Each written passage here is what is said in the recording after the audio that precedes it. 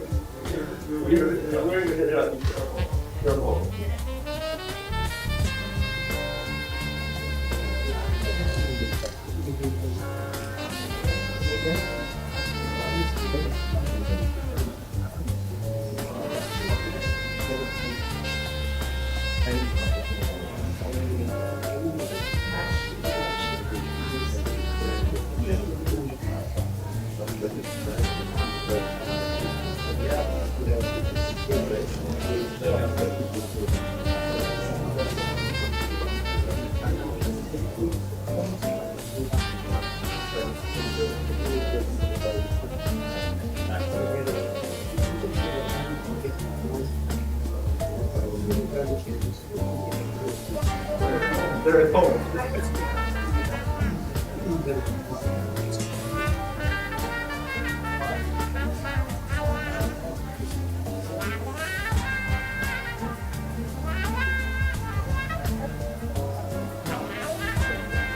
Yeah. Yeah, I think we can start.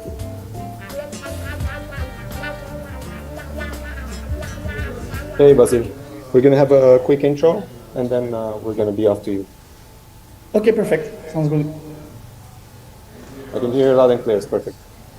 Awesome.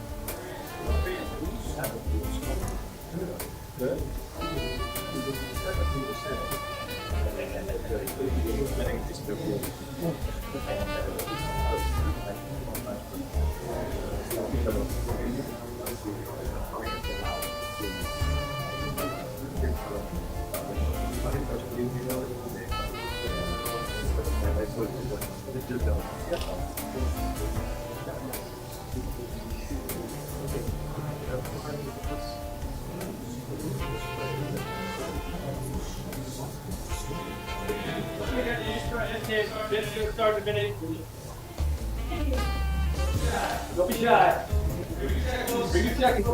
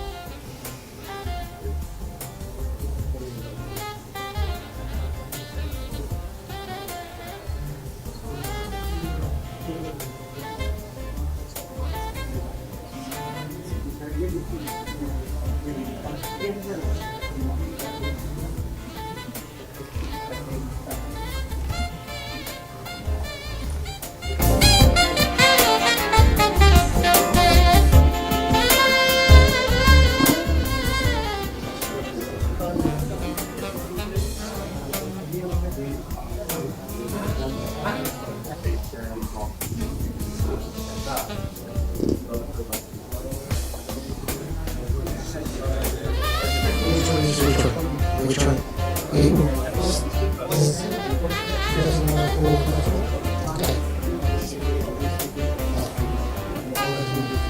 So you're starting, right? It's here. French chest.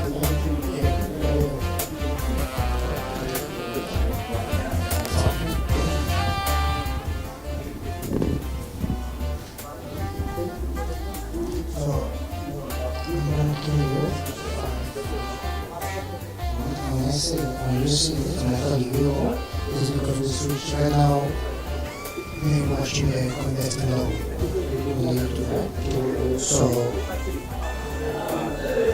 This is what it's on right now. So hey, is that we already switched this?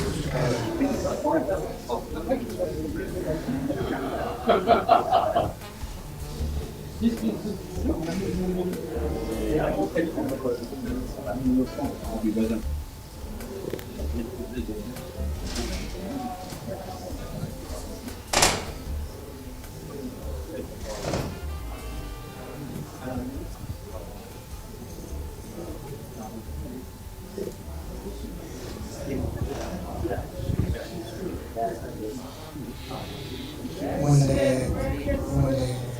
questions start, can you help us? Microphone to the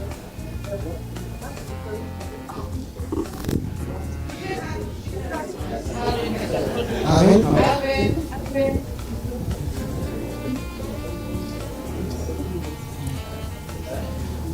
After each presentation, there's going to be a answer question session. So you get them.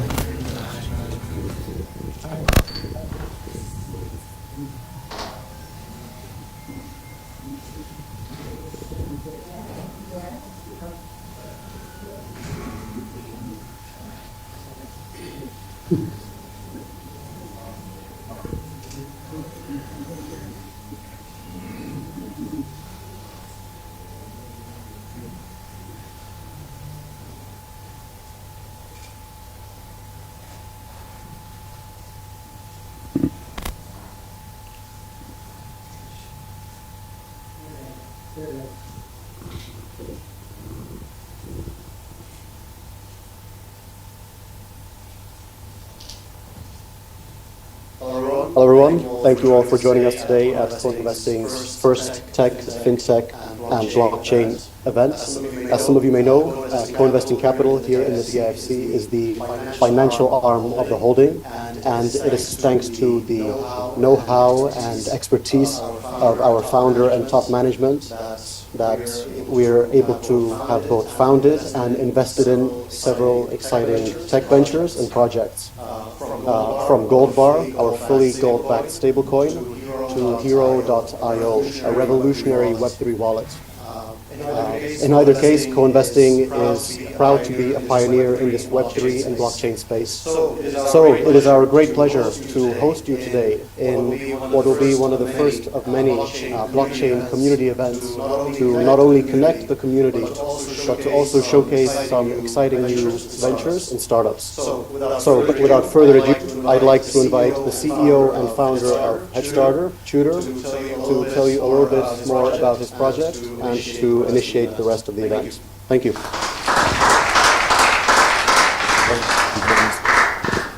Thank you very much, George. Hi, everybody. Good to see you all today. Thanks for taking the time.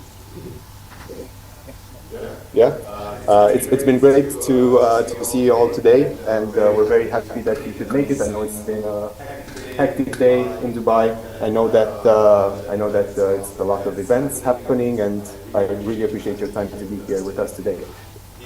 The purpose of today's meeting, obviously, first of all, thank you to Coinvesting. We really appreciate that they're hosting us today. It's a lovely venue in the heart of Dubai. And for everybody who doesn't know me, we've been doing events with Crypto Builders since 2018. And Crypto Builders is an educationally focused event. We have been focusing a lot on blockchain education, crypto education, and we are doing these events where we showcase projects from the community at least once a quarter.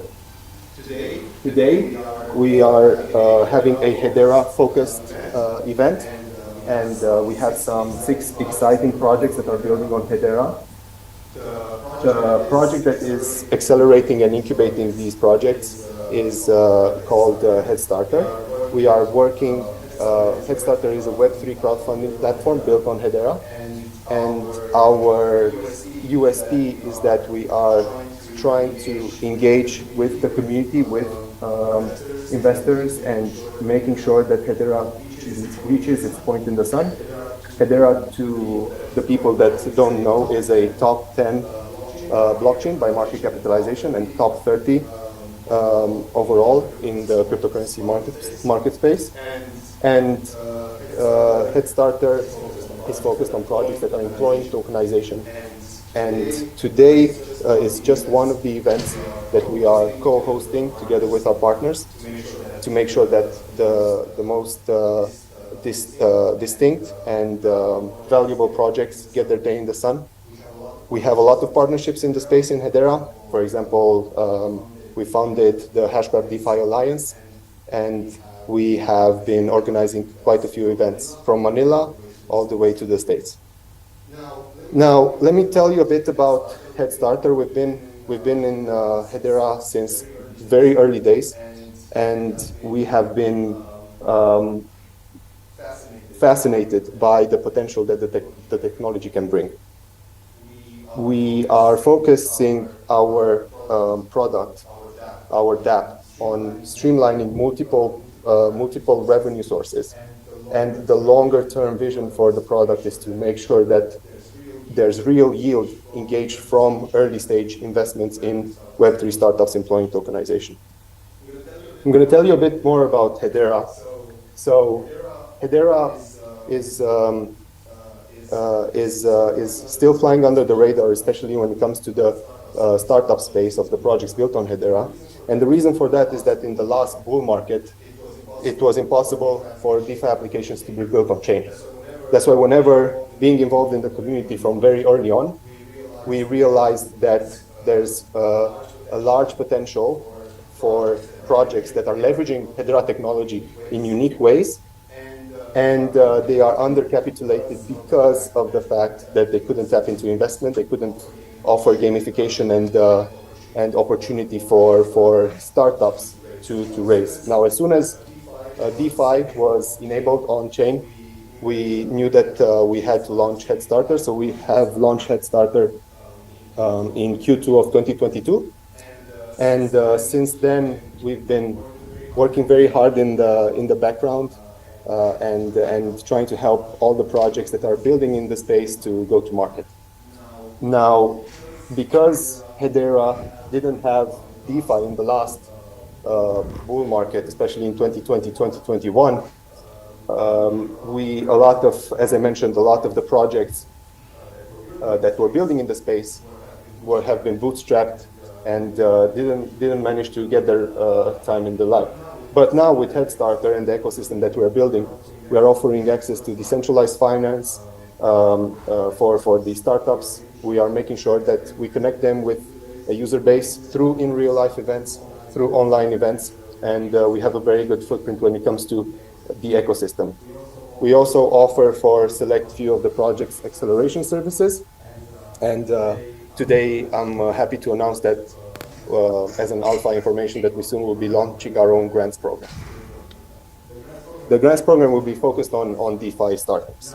Now, a bit more about Hedera and why we're so passionate about building on Hedera, because I know that a lot of people might be unfamiliar with the technology and with the layer 1 network. So first of all, it is a blockchain, but it is technically a DLT.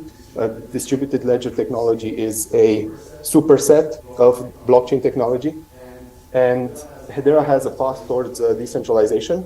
The first leg is to make sure that there is a unique governance around the protocol. And these are just a few of the governance council members: Google, Dell, Boeing, LG, Tata Communication, Zain from the Middle East region. So there's quite a distinct footprint when it comes to international corporations, and the way that the Hedera governance is selecting these governance council members is distributed when it comes to industry, geography. So it's a unique type of decentralization that they are employing. But the real reason why we're fascinated about Hedera and what it can do is because Hedera has multiple services that you can leverage whenever you build applications. You don't necessarily have to leverage token service, for example, to build unique applications on Hedera. There is quite a few other use cases that you can build, and obviously probably the most disruptive ones are yet to be discovered. But on Hedera, you have consensus service, where you can leverage fair ordering and ultra low time stamping for your DApp. Also, at the same time, Hedera has its transaction fees pegged to the US dollar. So now, whenever you have a corporate application, institutional application, and you have a DApp that interfaces with the blockchain, you can quantify your expenditure in order for your DApp to run on chain in the same way that you manage your treasury currently, probably in US dollar or in fiat. So you don't need to necessarily estimate your expenses and purchase, let's say, tokens that will pay for transaction fees further down the line. You can always manage your treasury on a month-by-month basis. So in other words, let's say that the value of H bar doubles, you will be paying in transaction fees in the number of H bars that you're paying in transaction fees, half of the value that you would be spending normally. So I'm not sure if that was clear, but maybe I can rephrase it. So the value of transaction fees on the Hedera network always readjust based on the price of the Hedera cryptocurrency. And now, whenever you are paying for transaction fees, there's inside the SDK, you check what is the price of Hedera currently. You see that the transaction fee is pegged to the US dollar, so you readjust the fee. The protocol readjusts the fee. It's very scalable at the moment. The network is throttled at 10,000 TPS potentially, and it is pushing. If you can see here on the bottom, this was a snapshot that actually we took a month ago. So there were 20 billion transactions at 1,600 transactions per second, but I think a closer snapshot is this one. So this is the current number of transactions on chain, 27 billion transactions with an transaction per second rate of 2,200, 2,500. So on average, Hedera currently pushes around 1 billion TPS per second per week, if I'm not mistaken. Now, there's obviously a lot of other applications that Hedera positions itself uniquely in the network. One of the things and one of the reasons why we're so focused as HeadStarter on DeFi is because of the applications that can be built on chain. And as an example here, that is something very important in the DeFi space, whether it's trading or leverage trading applications, derivatives, you name it, is the fact that Hedera has no mempool. So there is no front running of transactions that you would have on other chains that employ such a technology. Ultra fast time to consensus, and here you have a comparison of the leading DEXs on different layer ones. This is an older snapshot where Hedera, the time that it took for a transaction to be confirmed on the leading DEX on Hedera Saucer Swap was 8 seconds, but normally the time to consensus is 3 to 4 seconds. Also, Hedera is carbon negative at this point. It has the lowest carbon footprint. And actually, Hedera has a very high focus on refi, regenerative finance. And actually, that is one of the very unique use cases that we're fascinated about, and the things that will be probably one of the main use cases and drivers towards the next market cycle, which is real-world assets and regenerative finance. So if you need more information about that, if you have any applications in the space, we'll be happy to speak in more detail with you about the Hedera Guardian program. Now, one of the other reasons why we think that it's such a great opportunity for projects and entrepreneurs, developers to get involved with the Hedera ecosystem is that because of the fact that Hedera didn't have its day in the sun, let's say in the last market cycle, we see an asymmetric opportunity when it comes to getting involved in Hedera from a number of aspects. So for example, here we have a comparison between the different layer ones and the total market capitalization of the tokens built on chain. So if you see here on BNB chain, 30% of the tokens built on BNB equivalent to, so out of the market capitalization of BNB, 30% is the equivalent of the sum of the tokens that are built on chain. While on Hedera, the percentage of the market capitalizations of the tokens on chain equivalent only to less than 1% of the market capitalization of the layer 1 itself. So if we were to look into a mean, so let's take the average of all these layer 1s and the market capitalization of their native tokens, the mean would be somewhere around 20%. At the current valuations, 20% on the Hedera network would equivalent to a 20% increase on the Hedera network would equivalent to around $400 million. So this is the asymmetric opportunity that we see and that makes us committed to the Hedera network. This is another comparison. We looked in the on the pros slide on the market capitalization of the tokens. Here we're looking at the total value locked on chain, and you can see similar graphics.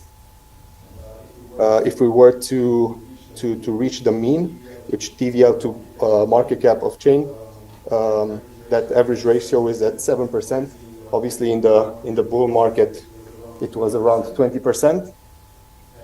And if we were to see this increase on the Hedera network, we would also see an increase of around between 400% and in a bull market 1,150% growth.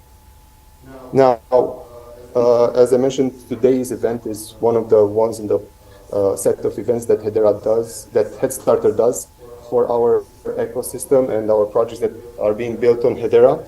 And we want to showcase some of the leading projects that have been busy in the past market cycle, in the bear market, and have been committed to building. We see a unique footprint when it comes to the applicants that are building on Hedera. And here we're looking at the applicants that have applied to launch with Headstarter, and we see quite a high amount of projects that are Web 2 to Web 3. Obviously, this might be attributed to the relatively high level of enterprise implications that Hedera has, whether it's CBDC initiatives, refi, ESG, you name it. There's quite a few aspects that we're very keen to see Hedera take its rightful position in the network in terms of adoption.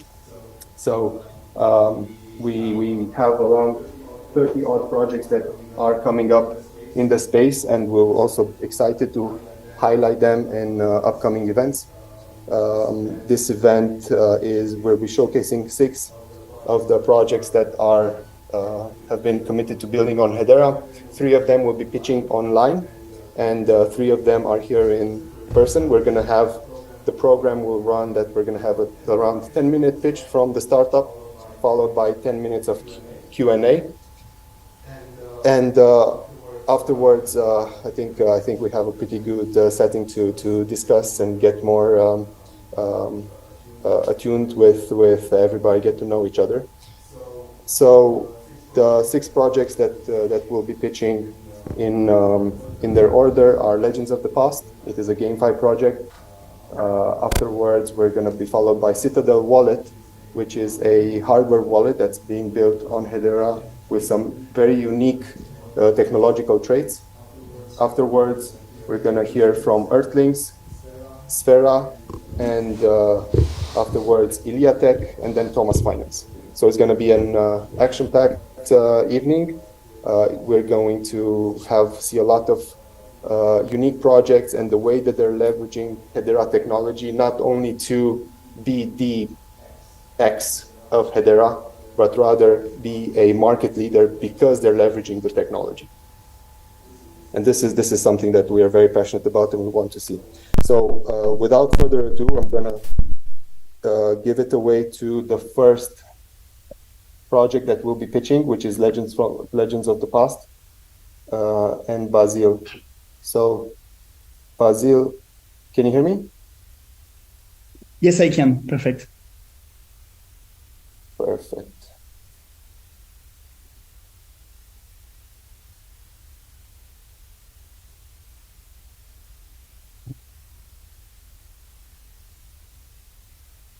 Recording in progress. All right.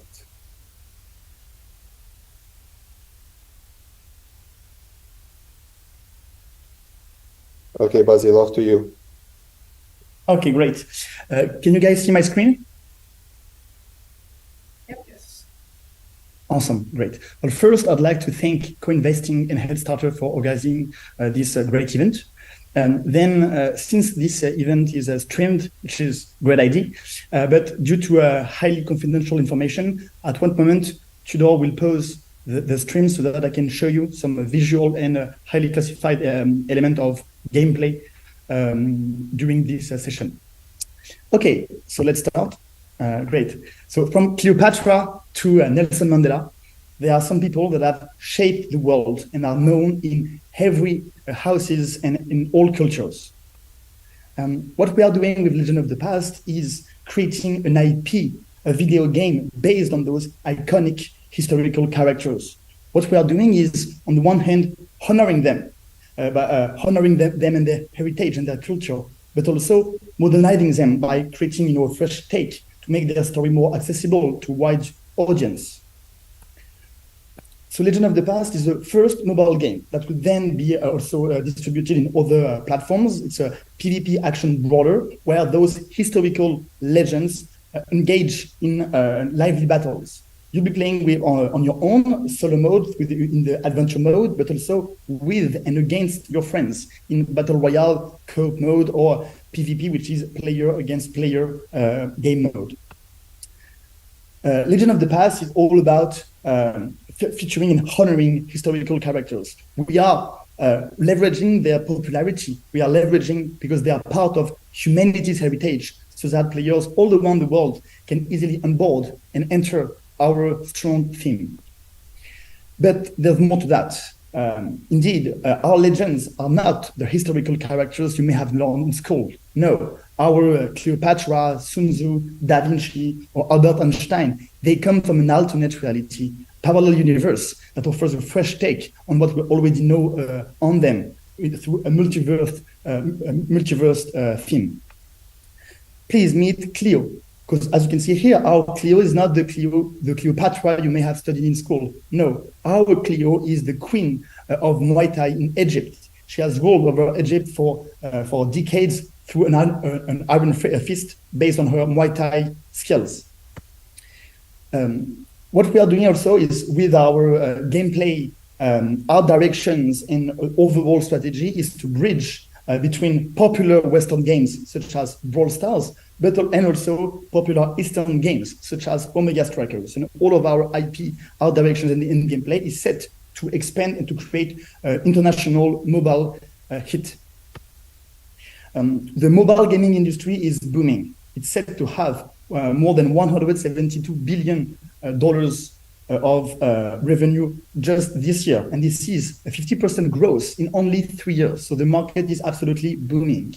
And what we are doing is we are based on a comparable audience and gameplay.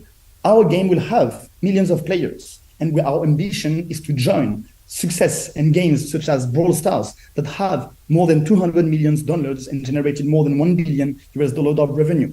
And I'll tell you more about, you'll understand soon why I'm mentioning Brawl Stars here.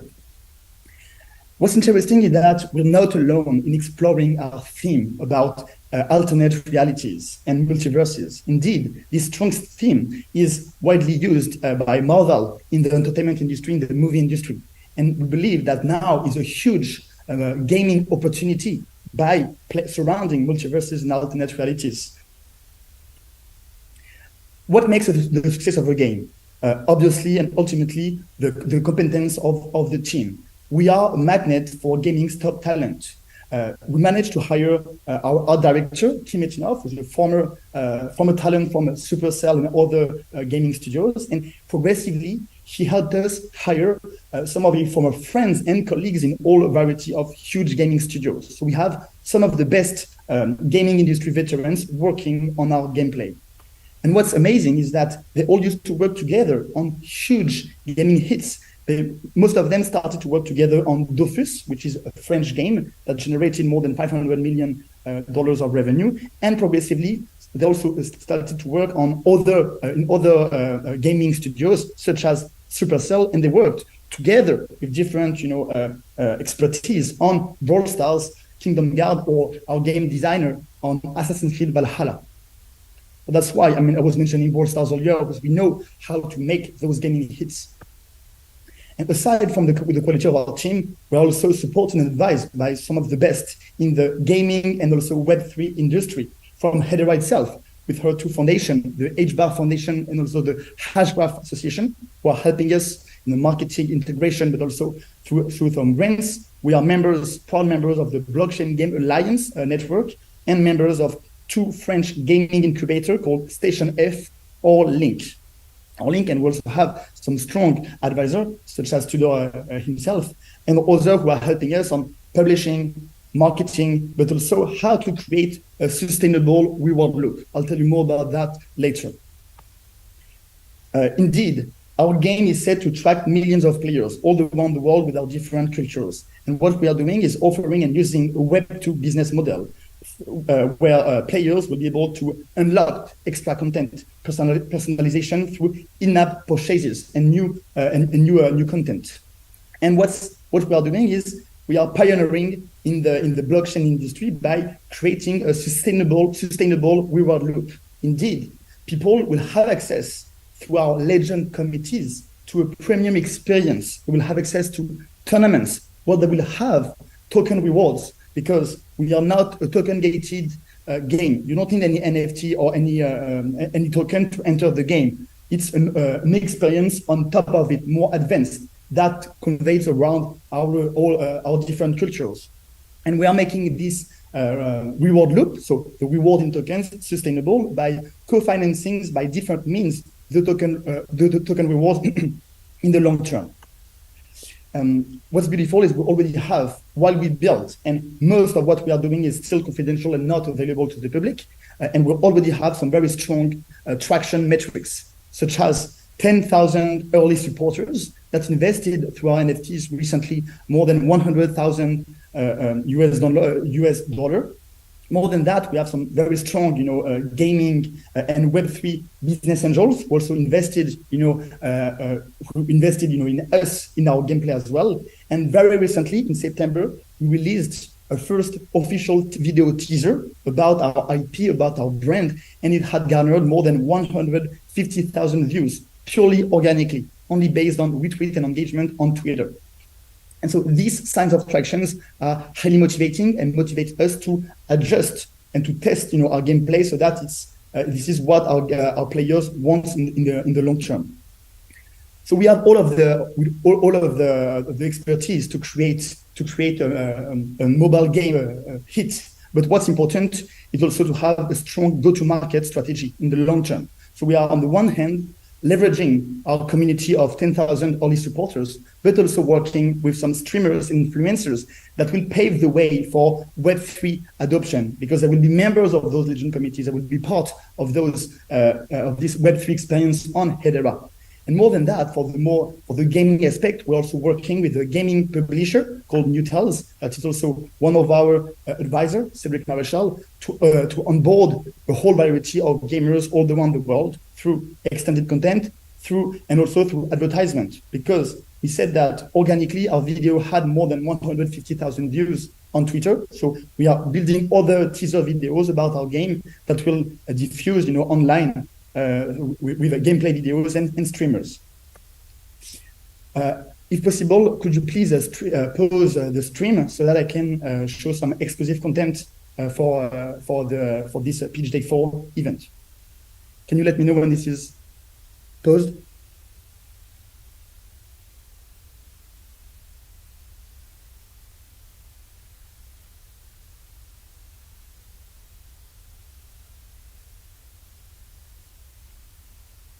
Okay, Basile, I'm waiting for the heads up that we're going to pause.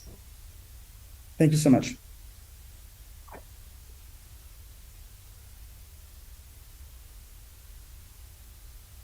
So by the way, everybody, Headstarter is the only one that has a native utility token out. All the other projects are still, that you'll be hearing from today, are either in seed round or raising even pre-seed. So it's a great time to get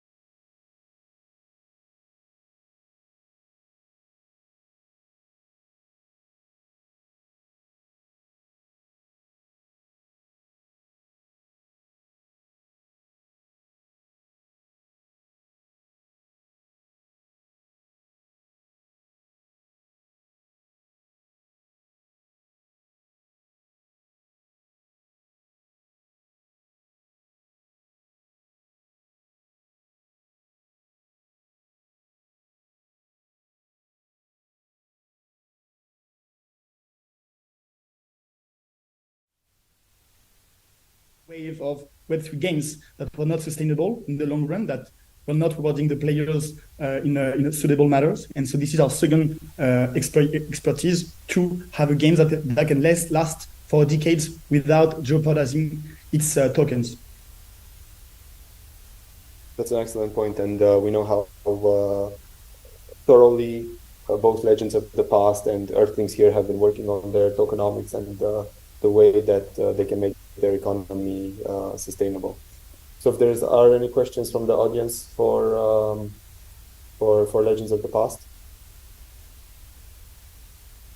Yes, please. What's the actual incentive model with the player? How does that work? So the question is, what is the incentive model for? I did not hear the question, sorry. Sorry, can you hear me now? Yes, I can, thank you. So what is the incentive model for the players in the game? What are the incentives for what? Sorry, I did not hear the. So what is the? I'll repeat. So what is the incentive model for players of your game? So for the token-based reward, right? Yeah. Yes. So what we are doing is, again, we did a lot of effort to have a reward loop that is sustainable. What we are doing is, once a month first, and then progressively once a week, we'll host some tournaments, some events, only accessible to people that are members to our legend committees, which are token gated through an NFT. Those people will have access to those tournaments, and they will be eligible based on their performance to token rewards. They will earn our token, but also other tokens through stable coins. And what we are doing here differently than others is we want to externally fund all of our token rewards. So basically, if we have one monthly tournament that have a cash price of $100,000 worth in our token or in a stable coin, we want to have it financed by other brands that want to leverage the popularity of our game, that wants to have a marketing message to gamers and Web3 players as well. And so we are financing externally with partners that will have their brands in the tournaments. And also, we are also leveraging and using our Web2 revenues for players all around the world that play simply on their phone and spend through in-app purchases. We'll be using those revenues also to finance those external rewards, so that in the long term, people can actually cash out. They can convert their token, our token, in other cryptocurrency or in fiat currency, or they can spend it in the game. It's sustainable in the long term because we are financing it.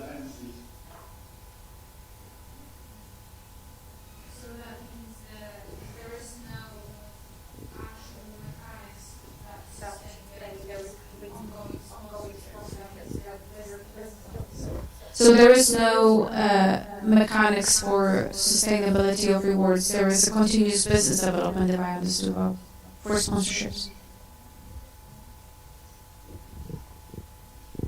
Tudor, could you please repeat? Because I'm sorry, I cannot hear you. I apologize for this. Can you hear me better?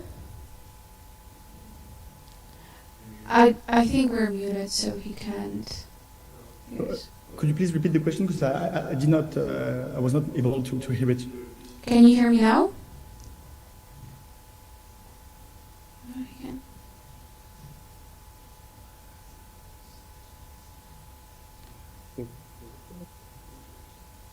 Okay. Okay. So the question is, Basil, does that mean that the application is relying from real yield from financing that the protocol? Sorry.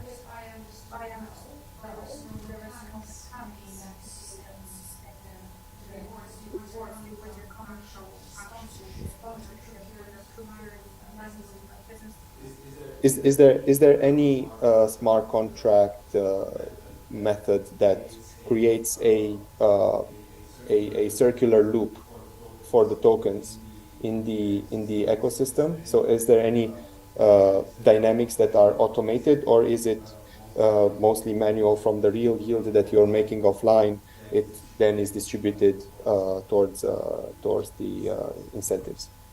No, our mission is to have, to have it integrated. So basically, at the moment, we have a governance website where people that have our NFTs can enter. They are at the moment able to have some governance decisions for their own legend committees. But they also have some, each of our legend committees will have separated common vaults where they will hold their tokens. So basically, if you are a member of Clio committee because you have Clio NFT, and you win the event and the Clio committee wins the tournaments between the different legends, Clio wins. So ultimately, directly through a smart contract, all members, all holders of Clio NFTs will receive proportionally to their amount of NFT that they hold based on the supply, which is 1,000 fixed, they will automatically receive their LOP token. And we're also making a bridge between the Web 2 and the Web3 space, because what we are doing is progressively every month and every week with those events, Web2 players they will not receive Web3 rewards. But what we are doing is, if you are a Web2 player that is playing with Clio and that the Clio committee wins the tournaments, Web3 players receive tokens. But if you are a Web2 player that plays with Clio, you will receive some in-game advantage, so like a digital currency which is not tradable, but so progressively, the Web2 players will discover this premium experience that unlocked some financial rewards. So they might be able to want to enter those legend committees by first either purchasing an NFT to enter the committees and to be eligible to the financial rewards, or something more interesting is stacking. You can support a Web3 committee, a legend committee. You can. We want to onboard Web2 players, and if they want, they can spend $10 to be a supporter of a legend committees, and progressively we'll use this LOP stacked for all the rewards in the loop, and that's a first way to progressively onboard Web2 players to this experience. And all of this is done through smart contract. So if I can make a summary, they are employing a tool. The game has two versions. One that is Web 2 that doesn't employ any tokenization, and the second version that uses the LOP token. Technically, it's not two games. One game that is purely mobile. There is no NFT integrated in it, and so like you will not have, when you are playing directly on the game, it's not automatically. But what we are doing is we are creating all of this is done on our website, and so the only moment where players will be able to receive and earn financial rewards with our token will be during the events, the tournaments, once a week and once a month. And at that point, only members of legend committees will participate. And then at the end, because it's a closed, event, will automatically, we are bridging, like the tournaments that is being played on the game online to our network, and then the distribution of token is automatically done on our website. So you have the game, which is a mobile game, and then other platforms, and the token rewards that will occur on our website. But it's not two versions of the game. It's one experience for everyone. It's a more advanced experience during the events. Okay, last question. And we are also doing this because we saw that there was a huge variety of games that want to reward every player on a daily basis. But doing it like this is not sustainable in the long term. I think we're gonna head over to the next project. We appreciate the questions and Basile. Absolutely. Thank you so much for having us here. It was a pleasure. Okay, quick question. Is the Web 2 part, will you be leveraging Hedera technology in the background for the application throughout, even in the Web 2 flavor of the game?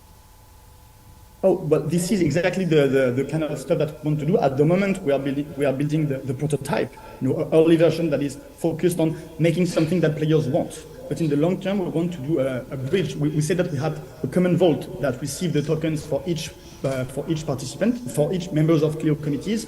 But for the Web 2 part as well, we said that if you are Web 2 players, if you participate during the event, you'll receive Web 2 rewards, and we want to do this relationship and the calls directly on the Hedera hash graph. Thank you very much for the questions. I'm going to be a bit more strict for the following pitches. I know we're getting pretty out there in time. Thank you very much, Basile, for your presentation. We're going to head over to Andy. Andy, I'm going to pin you off to top. And thank you so much. Yes, we can hear you, Andy. Nice.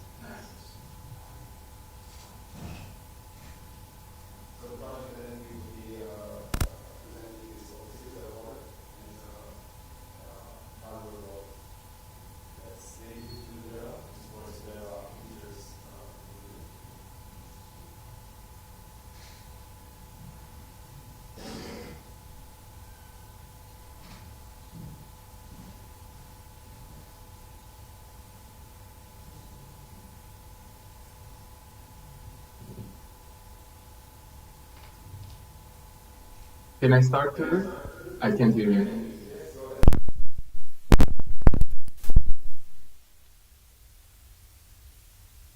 Yes, Andy, please go ahead. Okay, perfect. Yeah, you were muted.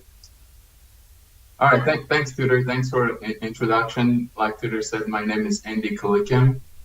I'm the founder of a company called Citadel Wallet, and we're building a very high security next generation hardware wallet for Hedera network and Bitcoin network for now. And then in the future, we have plans to extend to other networks as well. So I'll just jump into my slides. I have a lot to talk about today. I'd like to introduce our project and then future plans for other secure IoT devices that we want to build and develop in the future.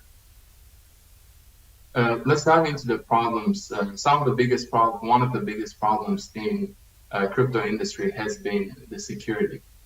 Because these networks are public and decentralized and open, everybody can see the funds that people hold in their accounts and the transactions they're making. Automatically, people become the targets of hackers and bad actors. And over the years, initially, we've seen exchanges start to adopt cryptocurrencies and allow people to trade on their platforms. But we have seen so many hacks on these exchanges. And just last year, over $20 billion have been lost through hacks. And this has been either exchanges that have been hacked or exchanges that were developed by scammers or bad actors that just stole people's funds. This kinds of events really turn off people and have become a real bottleneck for crypto industry to bring in and attract new users. And for those reasons, people have started looking for other ways to store their assets. And recently, software wallets have become more popular. People decided that non-custodial ways of storing their assets is the more reliable way. But even in those situations, we have seen many software wallets being hacked and a lot of accounts being drained for similar reasons. Either there is some bugs in this software wallets that hackers are able to break into, or there have been put in some backdoors by developers in this project that they then utilize to steal people's funds. So this is a very unfortunate situation in the crypto industry. It's a big problem and it needs to be addressed. As crypto industry and ecosystems evolve, there's new types of devices started to surface. They're called hardware wallets. These are basically very tiny, small, low-power devices meant to protect your crypto keys and sign the transactions on these blockchain networks securely for you, rather than holding your keys on online devices like mobile devices or desktop devices. The problem with hardware wallets currently in the industry, because the industry is still new and small, we're seeing very low quality overall devices, aesthetically not pleasing, as you can see in the pictures on the right side of this slide. There doesn't seem to be spent a lot of time on product development, aesthetics, convenience of use, user interface. Some of the screens are very tiny, and there are just a couple of buttons to navigate the applications. They're very frustrating at times. If you guys have had a chance to use hardware wallets in the past, you have noticed that these are very 80s, 90s looking type devices. Security-wise, I would say they have done well. Some of the leading hardware wallets like Ledger and others have good level of security, but still the industry, the secure IoT industry is advancing really quickly, and there is some cutting edge technologies that these companies are not really tapping into. And we want to make sure that with our product, we address those kinds of issues well, built based on the latest and greatest technologies. And another problem with the hardware wallets that I see today that I really wanted to address with the hardware wallet that we're building is that they're very limited in terms of usability. These are focused on, primarily focused on just speculative traders and investors in this early stage of crypto markets who are not really contributing to the growth of these ecosystems. They're not participating in games and DeFi and NFTs and other projects being built. They're just holding assets in their hardware wallets. And it's not really benefiting the industry. So these are very limited devices. They're trying to support all chains, as many chains as possible, but the only thing you can do is just storing assets, which as the crypto grows and evolves and reaches the mainstream adoption, for devices like this, just supporting holding tokens is not going to be good. So we're offering our solution. Citadel Wallet is a hardware wallet that is trying to address all of the issues as I discussed in the previous couple of slides. We are developing a hardware wallet based on cutting edge technologies, whether that's the microprocessor in the wallet or the secure element. We're using a very slick, high quality display that is touchscreen and will allow users to seamlessly and easily navigate the application on the hardware wallet. And it will take just a couple of seconds to actually go through the transaction and sign it. It's very seamless. We have already developed the wallet. We have the prototypes. We're going through some beta testings currently. And it's working seamlessly. The feedback from the community has been great. One of our main focuses with this hardware wallet is to make it network specific. We want to focus on, rather than focusing on all networks and achieve very few functionalities on each network, we want to focus on specific networks that we believe have a chance to take over the world, Web2 world, and reach that mass adoption that crypto has been wanting to achieve all these years. More than it's about 15 years already. And our choice of the network currently, of course, we're going to support Bitcoin, which is the grandfather of the networks. It does its job well in terms of being the store of value, but Web3 really desperately needs that one general purpose public network that can handle all types of other transactions and services outside of just the store of value. And that's another focus of our wallet, to be able to support as many services on this network as possible, so people, by using this hardware wallet, can handle anything they want, interact with any dApps they want, without needing to do some of the activities on the hardware wallet and then the rest of the activities just on the software wallet, and in that way risking their assets and risking being scammed. So why Hedera? Tudor touched on to Hedera. Andy, please try to speed a bit through the presentation. Okay. All right. So I won't talk too much about the Hedera because Tudor already discussed it. But four of the main reasons why we decided to build on Hedera is the governance. Where they have a very unique governance model comprised of world's leading organizations and institutions. Technology is orders of magnitude more performant and secure than anything else in the ecosystem. Use cases are our main focus, and we want to target specific use cases with our hardware wallet. And services include services that other blockchain networks have, and other services that they cannot even have because of the unique capabilities of Hedera network. Wallet characteristics and specifications. We have developed a very sleek, compact wallet that is Bluetooth enabled, USB Type-C enabled. It has a screen that is small, but at the same time large enough to be able to see all the messages on the screen and be able to sign transactions seamlessly without having to go through multiple pages to be able to see a single transaction. And the rest of the characteristics are on the screen. I would love to share it with anyone who's interested to learn more. Security. Of course, security is one of the most important things for hardware wallets. Hardware, first of all, you got to make sure that on the hardware side, you have a really strong foundation and you have selected hardware components that are able to provide that level of security that this industry desperately needs.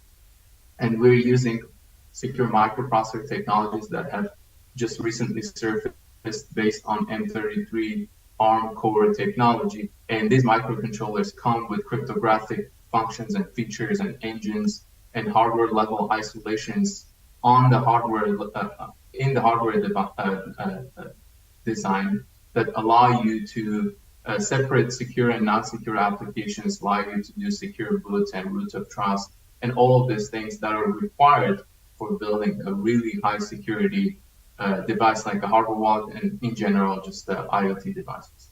And then of course the secure element is the critical component in hardware wallets, and we're using a latest and greatest EAL 6+ certified secure element, which will protect your keys, and compared to some other hardware wallets which are EAL 5+ based, 6+ brings even more security and ways to protect the device for all kinds of different, even physical attacks on these chips.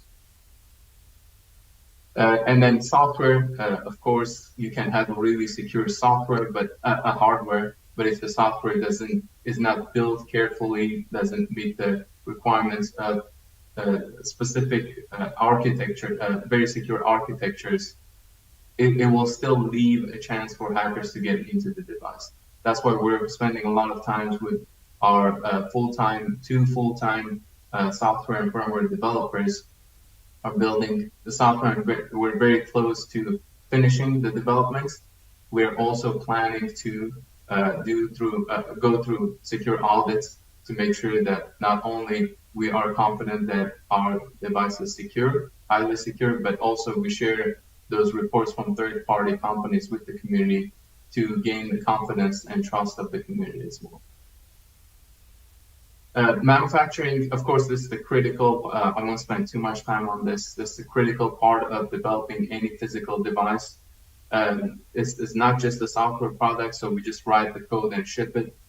We have to take care of the supply chain, the manufacturing partners need to be reliable, like the enclosure manufacturer, electronic PCB manufacturers, even secure programming of the devices at mass scale. We need to have specific partners for that. And we have already finalized our partners. We're ready to go to mass scale production. We just need to finish our software developments. But in terms of hardware design, everything is ready with manufacturing partners finalized and supply chain taken care of. It's ready to go to market. Market potential. So hardware wallet market industry has been growing really fast. And in 2021, the size of the market has been almost $500 million. And projected numbers for hardware wallet industry by 2031 can go up to $3.6 billion. And this is just the secure hardware wallet devices. There can be other secure devices in the future that are DLT enabled that can even expand this market way further. Ledger on its own has sold more than 4 million hardware wallet devices. This is small compared to other physical mobile device industries, but it shows that Andy, I'm going to have to, Andy, I'm going to have to ask you to try to wrap it up in a couple of minutes, please. Yeah, so I'm going to finish on this slide. So our expectations for Hedera network, currently there are more than 50,000 users, active users on Hedera network. And we have already received we have actually done pre-orders of the wallets and received more than 2,000 wallet pre-orders just in this early stages of the development. And our goal is to reach 10,000 by the first year of when we go to market by the end of the first year, we want to reach 10,000 wallets in the market and then expand and scale from there. But the potential of the Hedera network is huge, and there's a lot of use cases and applications that are onboarding on this network that are going to bring on millions of users, and we want to target those specific use cases to scale even further and be the hardware wallet of choice for Hedera network, and then expand from there to other networks if necessary. I'll stop here if anybody has any questions.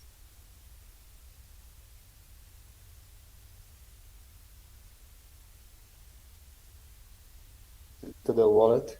Thank you very much, Andy. I'm going to head over to questions if there are from the public. The reason why, for example, Headstarter believes in a future that is hyper-tokenized and where Web2 businesses converge into more Web3 models steadily can be exemplified through the way that Citadel Wallet has been running its pre-sale for its wallets, where every NFT that had been bought on Headstarter equivalated to 1, 2, or even 3 hardware wallets if you're going to set up a very secure multi-sig. So it's just another element that Web3 can create when it comes to launching projects, even if they are more traditional.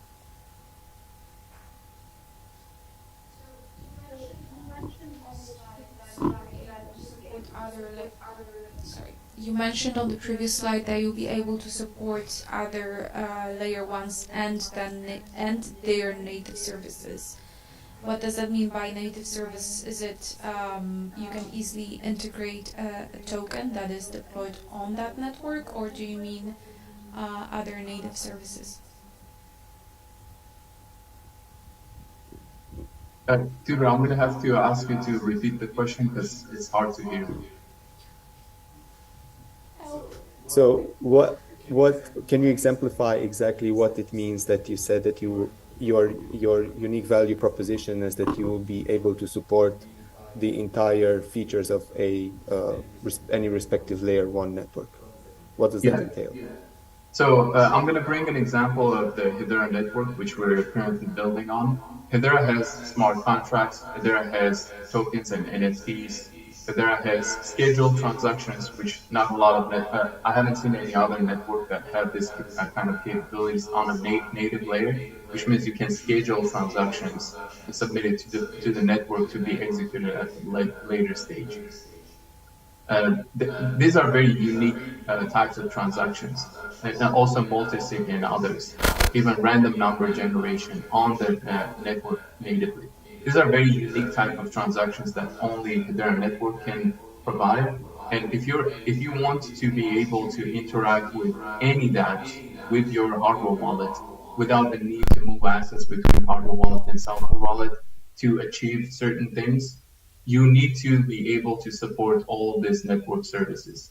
And on top of that, we don't want to be just a hardware wallet for generally everyday users. We want to be a hardware wallet for developers and project builders who might need to manage their keys in a secure way. If they're a very small and new team, they might not have enough funds to buy very expensive hardware to protect their project keys.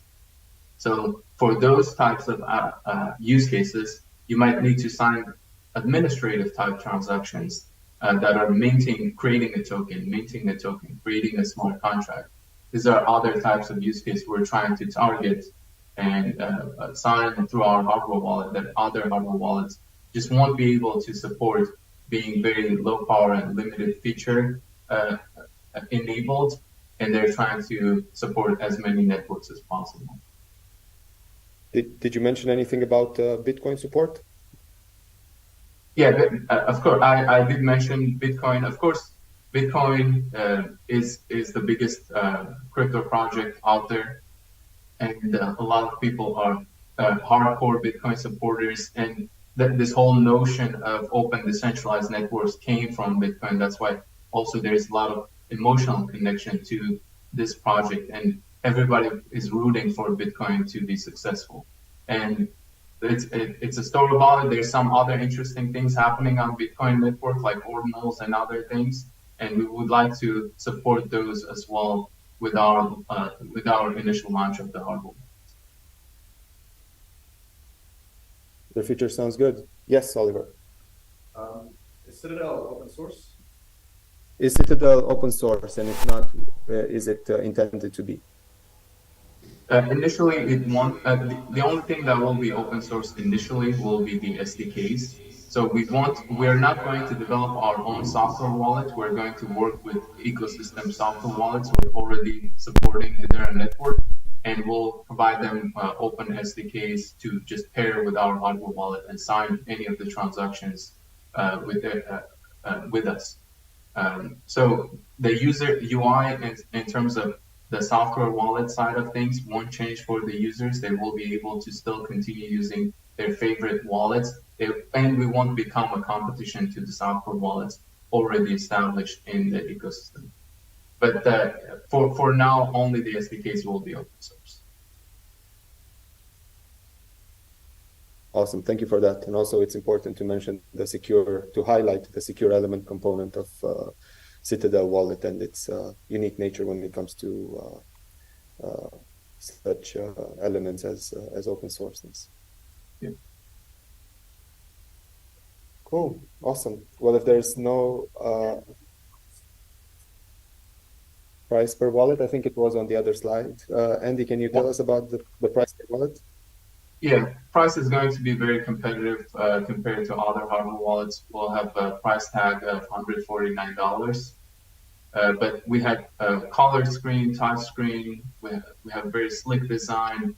Our goal was to develop a product that is reminiscent of something like an iPhone or Samsung mobile devices. Very high quality looking device. But price tag is going to be very competitive with the price in the market.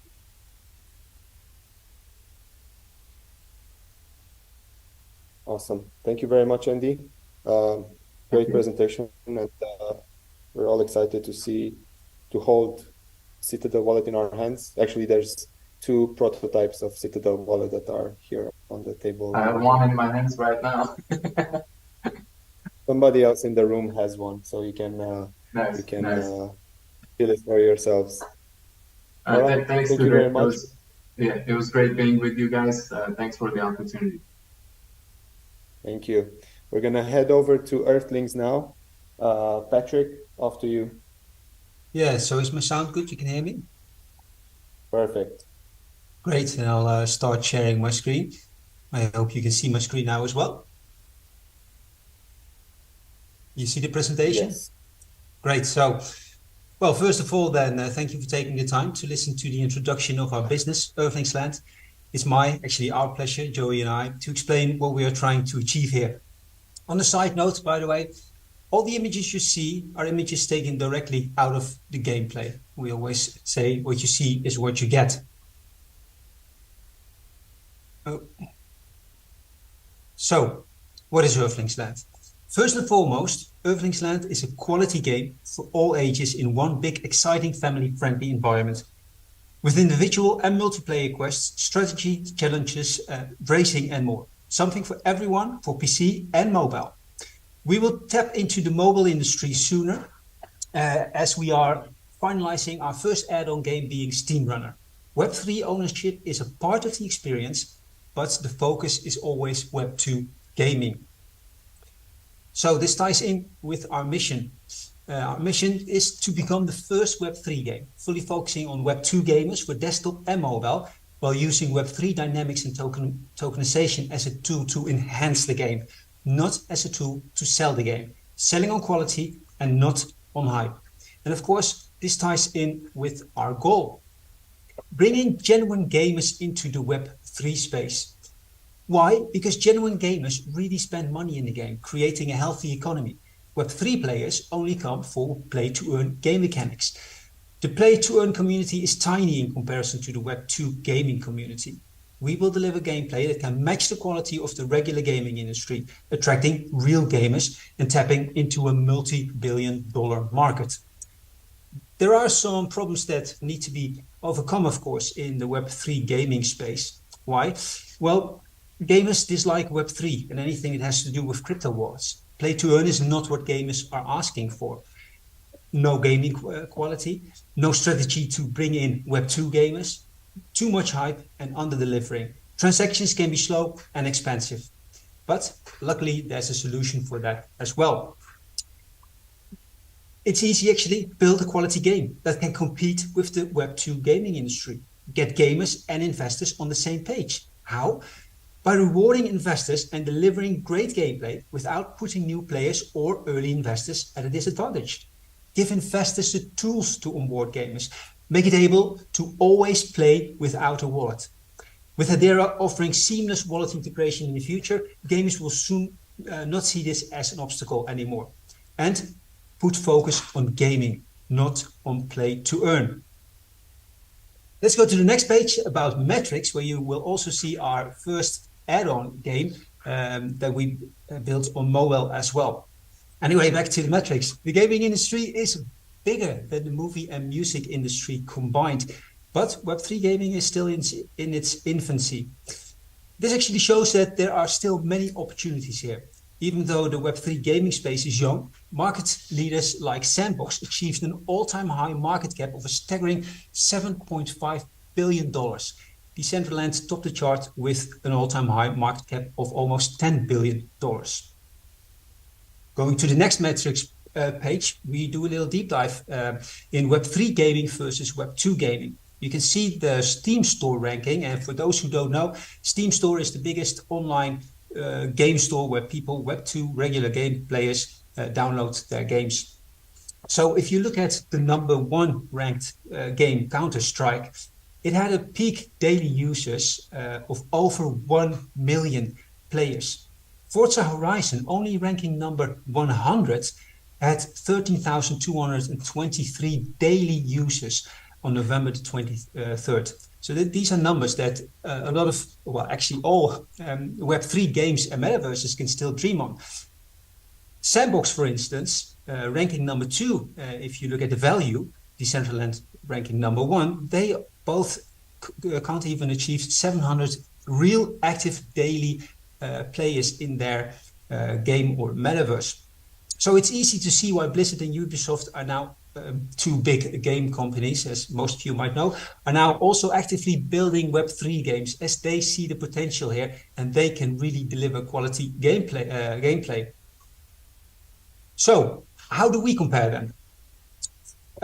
Gala Games, to me, comes closest to what we are doing, also focusing on real gamers and bringing out quality games on PC and mobile. Company started the token sale in September 2020, and in less than 15 months, without any game launched yet, this resulted in almost 5 billion all-time high trading volume and market cap.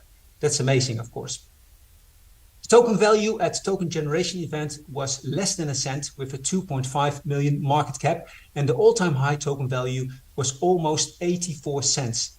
This is a staggering 35,000% in less than 15 months. And they saw this, they achieved this just because people saw the potential of real gaming of quality on Web3. Earthlings Land, in comparison, will start out with a $2 million market cap and a token value of 2 cents. And of course, we have our in-game tokens currency as well, being Steam and Water. Steam, the core token driving the economy, and Water, the gamers token, strengthening Steam. I think the most important takeaway from this page is that Web2 Water purchases by real gamers will be used to buy back Steam. This way, and that's a nice feature, our dual token system gives us a way to integrate Web2 gamers into our Web3 game without them knowing that they are actually at the same time strengthening our Steam token every time they do a Water purchase. But what drives Steam besides Water?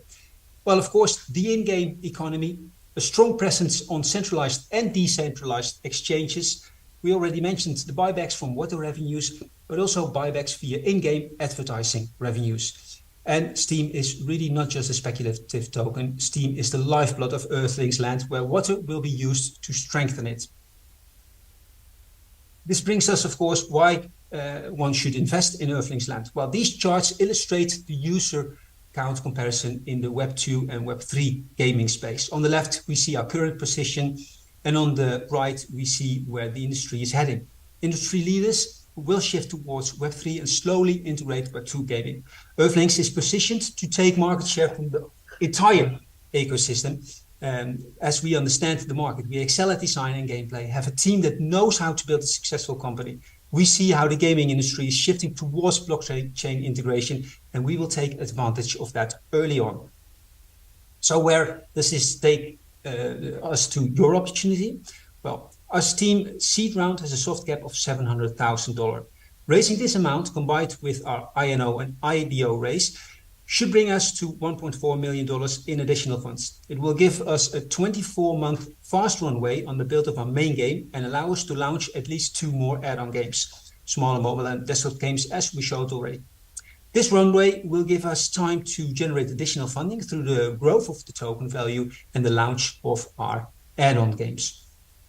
And this already takes us to our founders, because we know we only have 10 minutes. Going quite fast, I know. So the founders, with 3 experienced entrepreneurs in the design and programming industry, Earthlings Land is assured of an experienced team that knows how to set up a business. Together, we have over 60 years of experience in business. I'm not saying that I'm old, but yeah, we have some years already. So Earthlings, and here you see the 3 founders. So Patrick being me, the CEO, Marcel, head graphic and marketing design, Jorgo, head of game programming and Web3 integration. So Earthlings Land now operates with a team of 23 people, of which most are working in the build of the game. We have great minds in all departments: marketing, technical design, game programming, but even tokenomics and economy, as this is a subject that Joey excels in. We have already set up our own in-game company.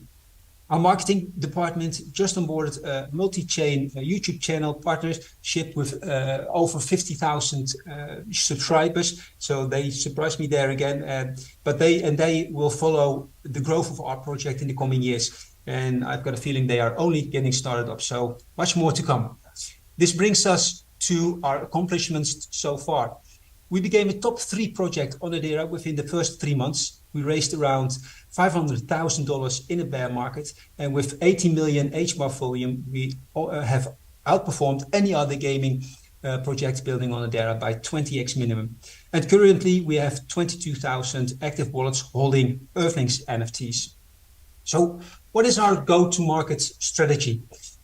On marketing strategy, one can easily write a lot of pages, of course, but usually there is one core strategy to find. The most important for us is to keep focusing on quality. Then we will take the following approach, which will start with Web3, where we will excel in Web3 space by launching a unique game, widen attention by launching Steam token with strong liquidity pools, using YouTube partners for more exposure.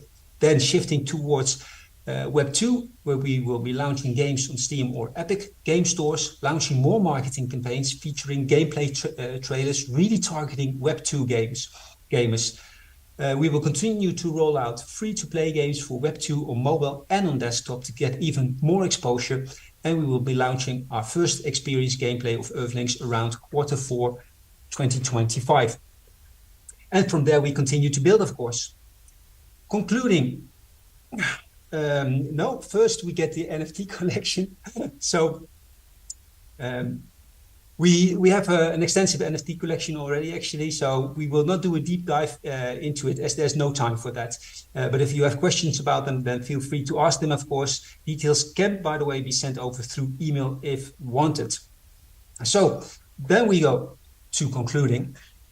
We should all agree and accept that the future of gaming is in Web3, proven by the investment by Ubisoft, Blizzard, and other big players in the space. We as an indie studio are determined to make a huge impact by being swift, aggressive, and well-positioned. Investing into Earthlings Land will put you on the ground floor of a business that can and will compete with industry leaders building in the space. Our team and skill sets are as good as any, and we will accomplish our goals at a fraction of the expenditures of these industry giants. And then on a final note, Anyone who wants to read our detailed view on the markets and our strategy can ask Tudor for the download link of our extended pitch deck brochure, because 10 minutes is not enough to explain all in detail. And that explains the market opportunities in more detail and takes a closer look at competing companies building in the space. And then we have the questions. Shoot. Excellent design to the presentation, and thank you very much, Patrick, for the pitch. If there are any questions from the public, one thing that is important to mention when it comes to Earthlings is that one of the things that we have seen over the past few years in the Web3 gaming space, GameFi projects, is that a lot of them take a lot of time to go to market. Right, in building out the metaverse, and user acquisition is pretty burdensome. So one of the ways that Earthlings is circumventing that until their ecosystem is fully built out is that they have this mini games that they will be continuing to release. So that is something valuable. Are there any questions?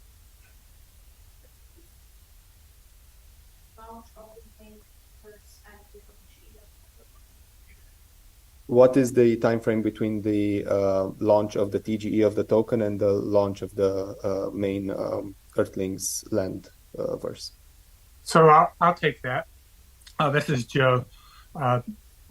As Tudor just said and Patrick mentioned, we call our mini games add-on games. So the goal is we actually have a mini game that is ready for launch. We were looking forward to doing the TGE before we go out of beta with the mini game to a launch, and then we plan to do 2 more add-on mini games before the full launch. So if we can do the token launch in early 24, that gives us 24 months and 3 fully playable Web3 games that will be on these Epic and Steam stores, available for people to use our Steam token and participate in the economy, and then lead to a launch of the full Earthlings game in pieces starting 25.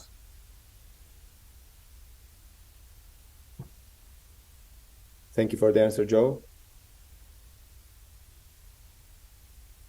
If there are no further questions, obviously I can make any introductions to the projects pitching today, or you can reach out to them on their socials. They're all pretty approachable, as I have learned.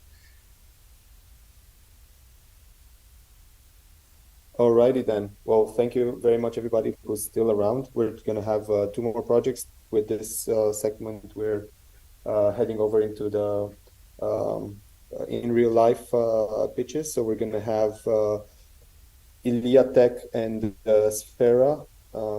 We haven't really defined the schedule, so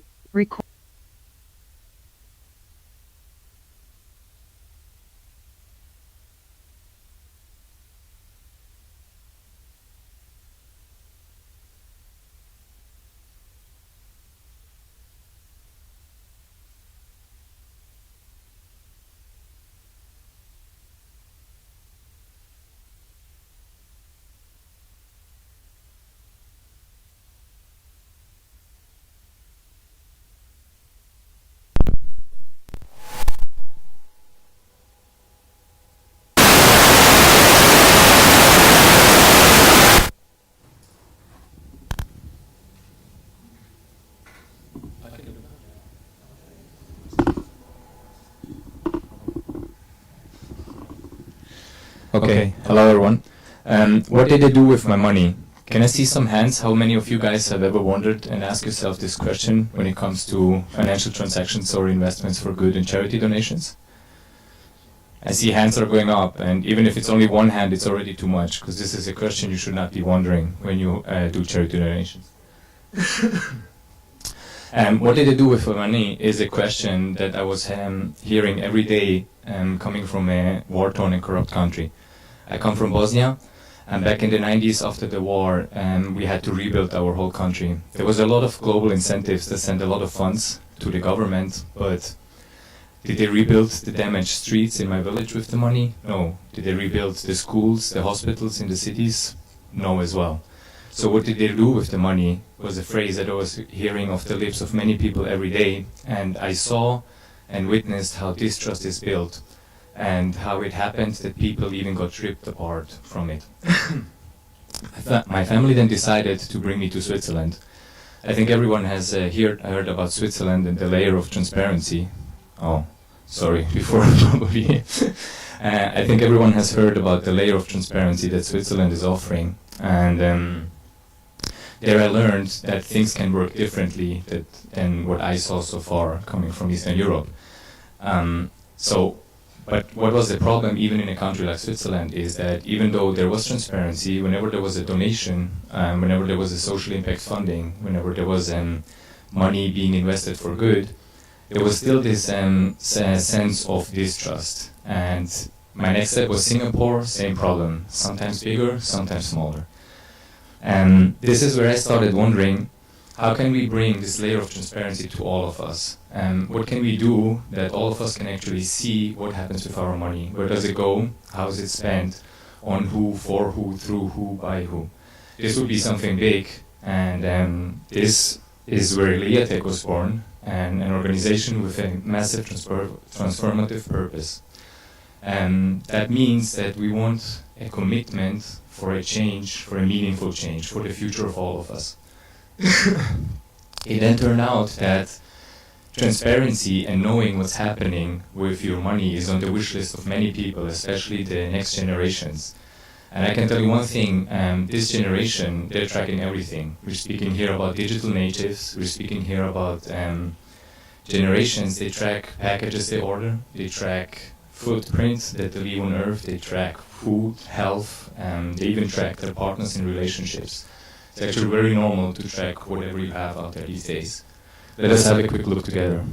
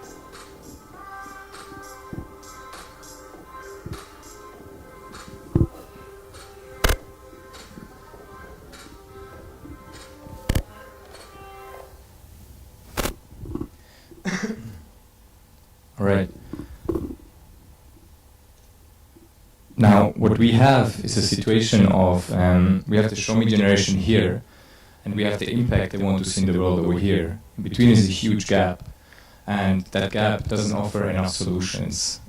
For example, this is where we think Elia Tech has a possible solution to close this gap between the next generation that is coming and the impact they want to see in the world. This generation is very well informed. They know about the problems that we have out there in the world. They know about climate change, they know about social problems that we have. Due to the easy access to social media and internet, it's not very difficult to be informed these days, right? This is where Elia Tech has decided that our first go-to-market is the charitable industry.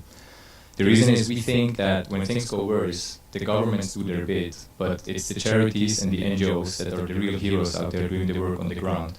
And many times, they're not only nice to have, they're a need to have, because they can do the work that the governments cannot do. And this is what we want to support and bring the services to this market. A little bit about where Elia Tech is at the moment. Oh, sorry. What you can see here is our tech developers, the actual ones. They're working on our first MVP that will be launched towards the end of November. You actually see the first sneak peek of our MVP that is currently in its last stage of development. Our MVP will contain, is designed for the charitable industry with 3 users. We have donors, we have volunteers, and we have charities that will be onboarded. And there will be simulations of dummy tokens that can be thrown through the system, as well as simulated transactions. So you can see how this service is going to be performed, how it's going to be checked. Let me give you a very simple, rough walkthrough. You will be donating money to a cause. The cause is saved in the pool. Once the pool has enough money, the first batch is being released. There's a proof of spending through our volunteers and AI. If everything is correct, the next batch comes. And then the system keeps repeating and repeating and going on. Furthermore, we have decided to have a real a proof of concept in the MVP. And thanks to Hedera and the community, we have a real-life donation of $1,000 that will be included in the system. 2 charities will be receiving these funds, and they will be distributing the funds, and the community of Hedera will be getting the whole breakdown of how every single cent was used, what was it used for, and where was it used for. At this point, I would like to thank Tudor, because, you know, thanks to your help, we were able to have this first real-life donation in our MVP already.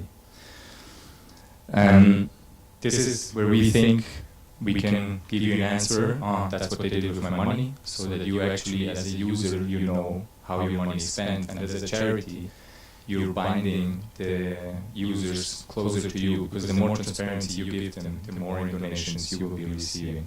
So later on, we can then take this to social impact funding and investments for good with the same service of transparency. Under this QR code, you can access website, contacts, feel free. We're a bootstrap startup. We're currently raising funds and talking to investors. We're raising 1 million in our seed round. We have an investors magazine with the details on who's the team, roadmap, what are we asking, what do you get in return. Yeah, as I said, feel free to reach out, and we're very happy to share all the information. Thank you everyone for listening.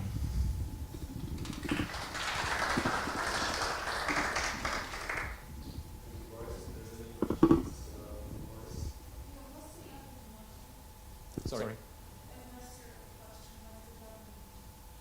The revenue model will be fees on transactions that are being charged to the charities, the social impact-driven companies, and the investment companies. There's others as well. One is SaaS, but we call it TaaS. It's transparency as a service, because you can implement it in many different directions. Further on, we want to implement more and more, but the basic one initially is the service fee on. Yeah, correct. Depends on the volume. Yeah.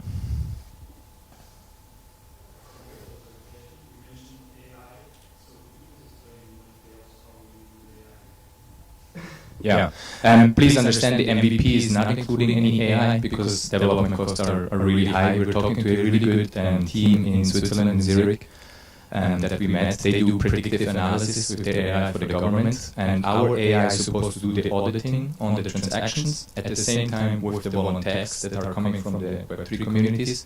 And furthermore, what we want to do with the AI is predictive analysis. Because many times you have a catastrophe that happens unpredicted suddenly, right? But I think a big percentage of catastrophes can already be predicted because they're reoccurring, and with the calculations, and especially with AI, you can calculate very well what might occur at what point in which geographical area. You can start preparing funds that can be released immediately when a catastrophe happens.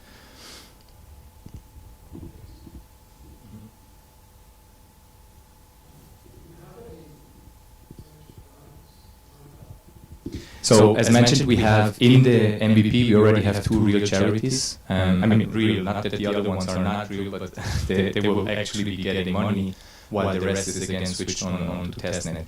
We have verbal discussions with others, and at some point we then said we are not going to proceed further because until we have a product that we can send money to the charities, it doesn't make sense because they get excited about it. But then, nothing happens, and that's a bit where we said, okay, let's focus on development first.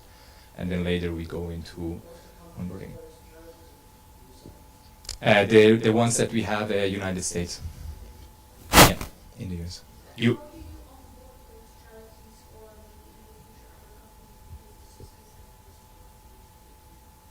Mm-hmm.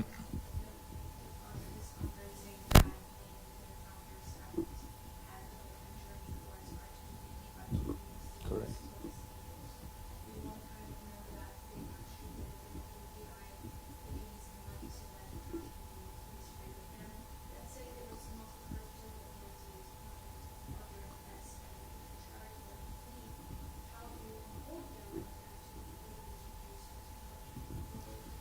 Yeah, good question. It will be very complicated initially. Later on, it will become easier and easier. What we have learned so far when we were talking to the chat is they're very keen to understand how the industry works because they have already received at some points donations, and then they were not able to use it because they didn't know how to. So what we do, we actually really teach them how to set up a wallet, how to use it. Our plan is to implement neobanking and to make it much easier for the charities, because then what they get is ELIA cards, and all they have to do is go ahead, they have a profile with us that is managed in the background. Yeah, we have 7 lined up, but we haven't signed the contracts yet. Same problem. Well, same problem. We are early stage MVP, so it doesn't make sense to shoot certain things already.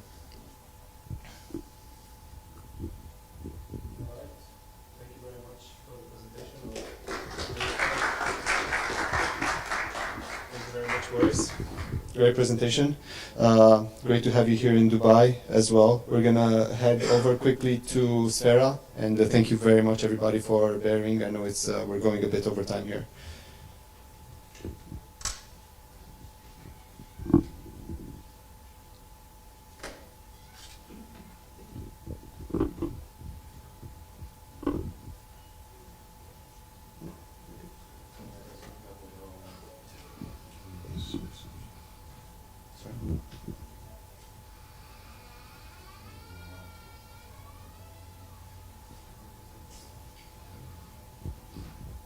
Can you, anybody from Coinvesting, can you help us with the password?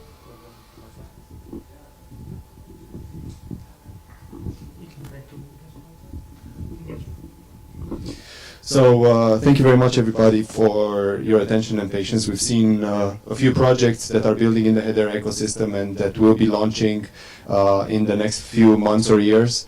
As mentioned earlier, there's a funnel of at least 30 odd projects that are building on Hedera, are employing tokenization, and they are at various stages in their development, in their race, and are going to come to market pretty soon. So it's a great time to get involved in the Hedera ecosystem. We see a quite high variety of projects.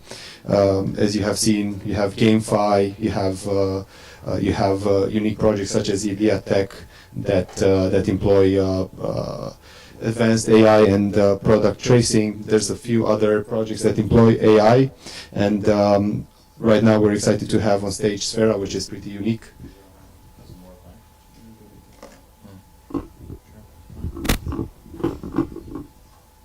I hope everybody's not too sleepy. I'll make it short and tight so that everybody can leave soon and they can enjoy the rest of their evening. But thanks for having us here today. I'm the head of marketing for Sora World. My name is Oliver, and I'll be presenting well, our pitch for today. In a nutshell, what is SwearWorld? SwearWorld is a sports platform that is built for engage to fans and create incentive to interact with the clubs, league, athletes, and it's built on the Hedera blockchain. What does it mean for sports fans? Well, they will want to have their collectibles and memorables, and for sport clubs, it will be to interact with the user base that we will be bringing, mainly from our from the Cura user base that will then be on our Sfera sport platform. So, to give you a big overview of what that means for SwearWorld, I should explain to you that we will be building it as a Web 2.5 platform. Everybody's always talking about Web 2 people and Web 3 people, and most projects always say we are fully Web 3 focused, but I think it's, well, sorry for my words, BS, because you can't really only focus in these days on Web 3, because Web 3 is not there yet to be fully integrated within a hybrid model where all the Web 2 users directly know what they need to do. So to bridge the Web 2 users in an easier fashion, we call it Web 2.5, where we are actually focusing fully on Web 2 users that we will be bringing into Cura, that I will be talking about later on. But everything is being built on the underlying foundation on the Hedera blockchain, where all the, let's say, collectibles and NFTs and the tokens that actually the Web 2 users don't have to know about are on the blockchain.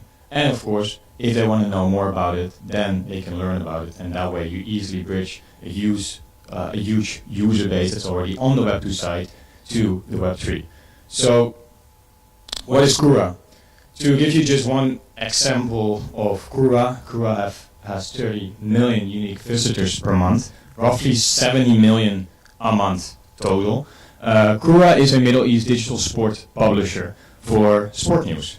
So that's a quite, heavy number, 30 million unique users. So that as well gives us a huge opportunity for SwearWorld, because we will be having co-marketing and co-partnership with Cura. We already did a test case where we run a couple of banners through Cura.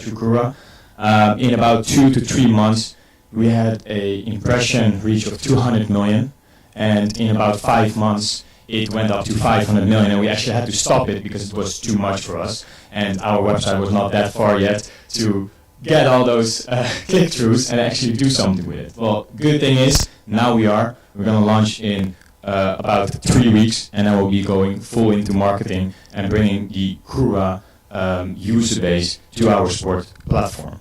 So, the sport memorabilia is a huge market. It's 2 to 3 billion, and it has a growth of 21.8% in the last year, 41% sport industry revenue growth. It is all the collectibles that you know from basketball, football, NFL. It is a huge market, and it's only expanding and growing further and further.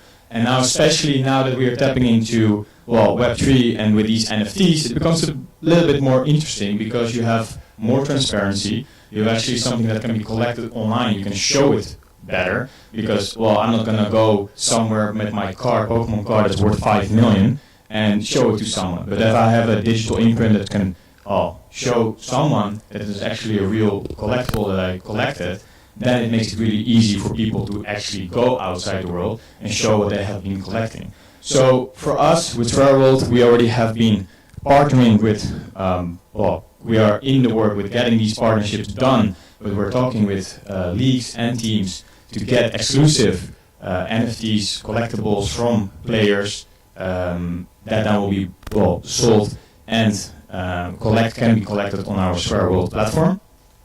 So our vision and statement: to empower brand, leagues and clubs and elites to foster direct, immersive and incentive-driven engagement with the global football community. I think it's a really important thing where actually we need to combine all of those things, because what we have seen with multiple stadiums and brands is that actually they lose their fan base. They're losing the touch that they have. The touch that they have with their fans, because they're not interacting as much as they should do. And to give you an example, the Saudi stadium in Saudi Arabia had a decrease of 15% people actually going to the stadium in the last year. And they spent how much? 100 millions on new players. It's quite crazy if you think about it. They have now Ronaldo playing there, and less people are going to the stadium. So that is all where we were thinking we can definitely do something about it, and we can incentivize fans to go to that stadium again. How? Well, what we can do with our unique value proposition is, for brands, we can leverage the platform where they can sell their products or sell their co-partnered NFTs, jerseys, other products through our platform, at least to build a strong social profile where they can interact with the fans. Let's say they already collected 10 Ronaldo NFTs, and from this 10 collected Ronaldo NFTs, they can now interact more with, let's say, Ronaldo when he has an interview or when he has something that's going on the platform. For leagues and clubs, it's to connect with fans, because that's the big point. How does a league or a club really connect with its fans? Then for fans, it's incentive-driven reward. So let's say you go to a stadium and you've been going for years and years and years. What do you get out of it?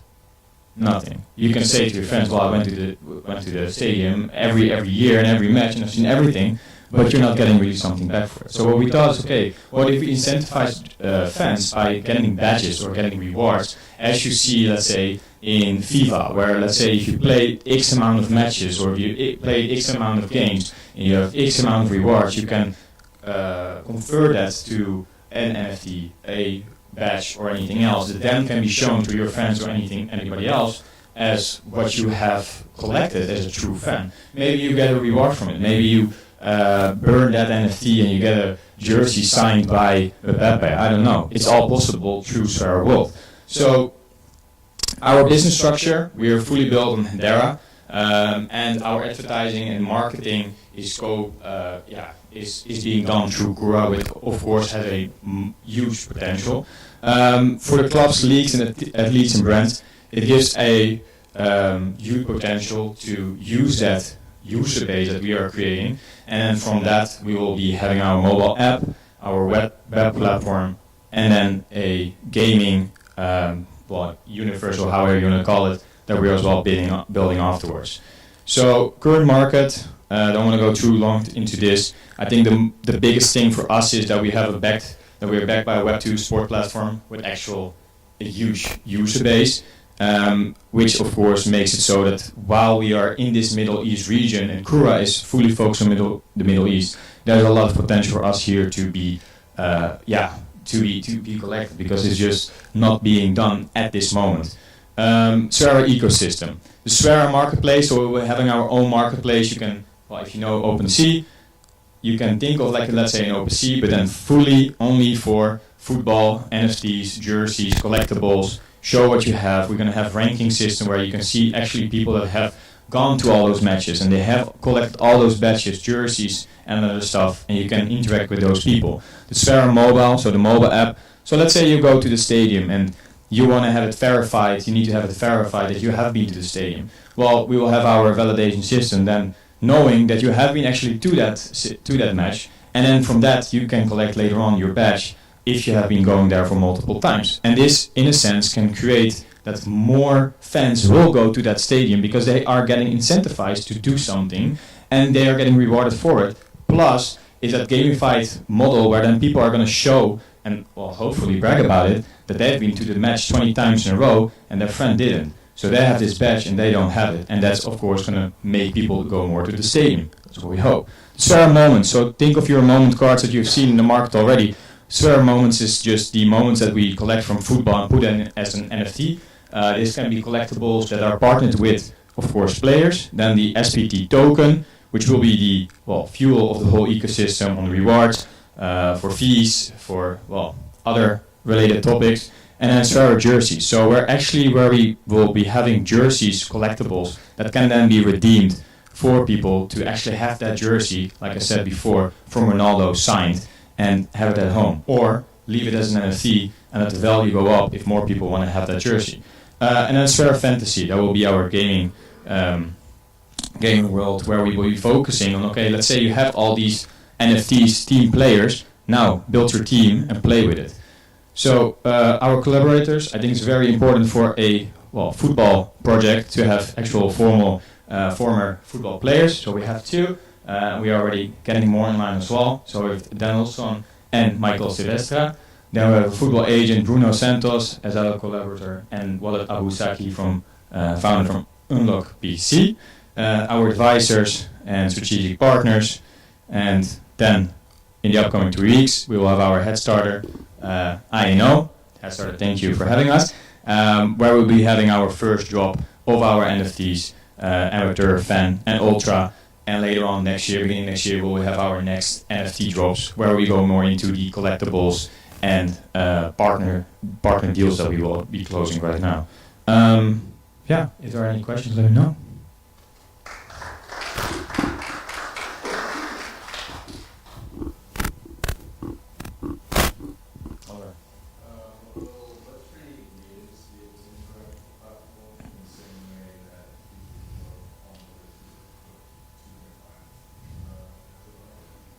Yeah. So let's say I'm a MetaMask user and I've been using crypto already for a long time.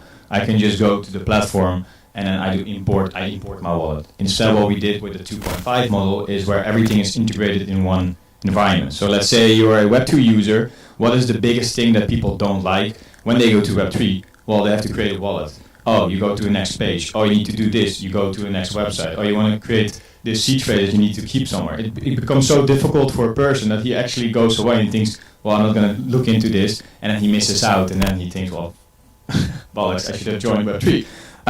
So what we did is we brought everything into one platform, where actually when you make your wallet, it is already integrated on our own platform. So you don't have to go anywhere else, and your wallet is just being created to, let's say, Blade, because we're partnered with Blade, to have that integrated with us, and then people will have their Blade wallet, and directly after having made their Blade wallet, they can go into their profile, and it's all on the same page, and nothing, well, hard to figure out, I would say.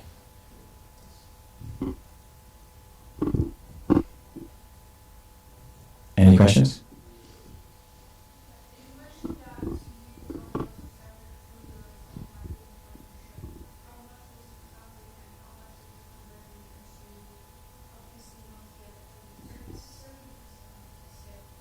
Mm-hmm.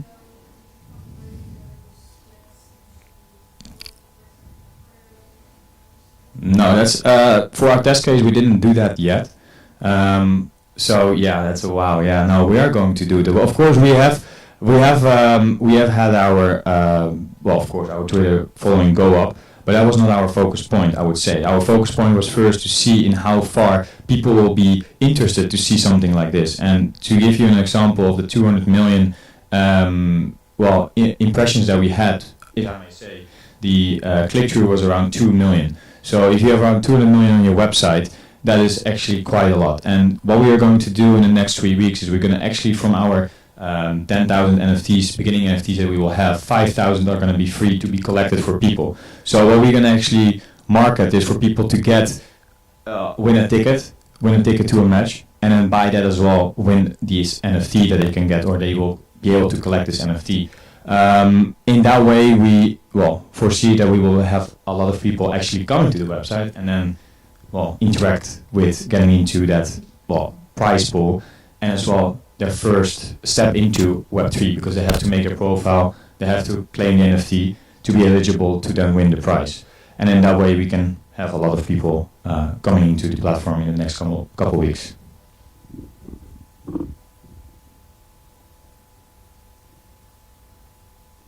I think everybody's done. Okay, one final question.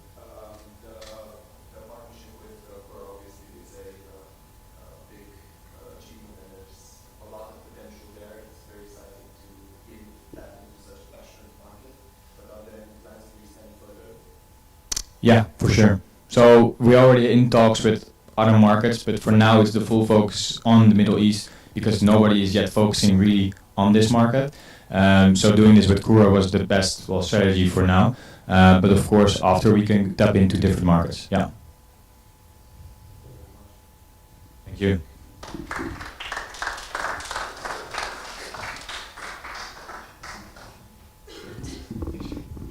All right, everybody, thank you very much for your time and patience today. We've seen a lot of amazing projects, and I'm very excited about what Sphera will bring to the market. It's been a long time coming and a brainchild of Mohammed and Dekafor, so we're very happy to see them building with us and growing the ecosystem. There's a lot of potential, especially when it comes to onboarding new users into the Hedera ecosystem through Sphera World. Now, we're gonna shortly wrap everything up, and I do appreciate everybody for being here today and your attention and questions. I'm shortly going to discuss about Thomas. And Thomas is actually a product that the team from Headstarter has been working on, and is something that has a lot of has taken a lot of our time at Headstarter. One second, let me just put a couple slides up. So we will just be, I'm gonna rush through this, guys. Thank you for your patience and attention. So as I mentioned, we believe at Headstarter in a future that is hyper-tokenized. We see that Web2 businesses are employing tokenization in Web3 crowdfunding mechanisms. We see the emergence of disrupting Web 2.5 projects, and also at the same time we see a lot of users that are trying to cross over, and since we're expecting another wave of adoption soon, we see that more and more there is a need for standardization of investment practices that are very mainstream, very battle tested in the Web 2 space, cross over towards the Web 3 space. Now, what we want to achieve with Thomas Does Finance is something that is making the life of us here at Headstarter a lot more useful, will make the life of institutional investors, angel investors, funds, accelerators, foundations from layer ones a lot easier. And how do we plan to achieve this? Thomas is a startup marketplace in essence. 80% of the work that we do at Headstarter is project analysis, due diligence, validation, and all of these things, best practices, will be incorporated when it comes to this Web3 startup profile over on Thomas. Now, not only will you be able to have access to the latest, most disruptive projects that are building in Web3, but also at the same time, you'll be able to access their cap table, their token equity, and through smart contracts, you'll be able to decide which is the product that you would like to back, and at the same time, you can assure that the funds that you are investing are being deployed towards the milestones that that particular project is proposing. So the long-term vision for Thomas is not only to offer a Web3 enabled startup marketplace, but also facilitate treasury management, token management, equity management, all overall portfolio management, so that you will be able to enable a new level of liquidity when it comes to DeFi. Now, oops.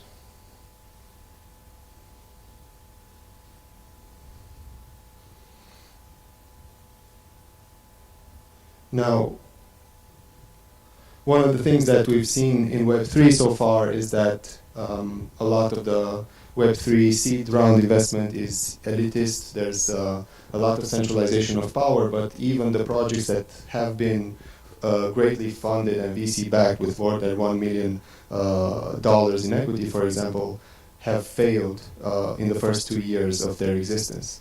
And this has a few reasons. There are obviously bad actors and predatory practices, but a lot of the times you see faulty due diligence and analysis on the team, unsustainable business models, and tokenomics have been pretty experimental at this point in time. So there is, through the very essence of blockchain and transparency, the permissionless nature of open ledger technology, there is a need to implement same practices in portfolio management, open treasury management, and make sure that we are able to build sustainable projects. So, in other words, Thomas is a Web3 startup investment marketplace with that has a deep focus on project analysis and features, integral features such as portfolio and treasury management tools, token and cap table management, on-chain contracts, soft and tokenized investments, as I mentioned earlier, adding a new layer to the DeFi liquidity. This is so overall we are addressing a lot of the needs from investors to startups to accelerators, foundations, and at the same time service providers.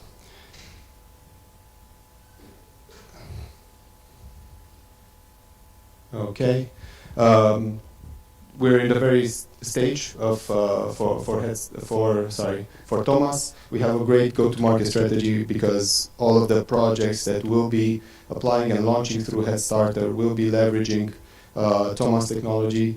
We'll be using it as a CRM system for our due diligence and project analysis.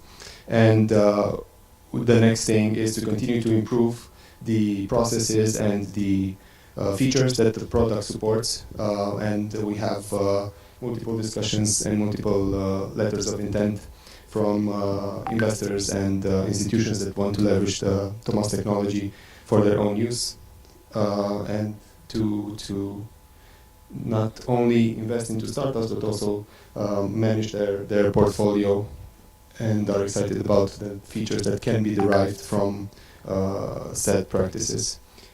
The team is pretty seasoned.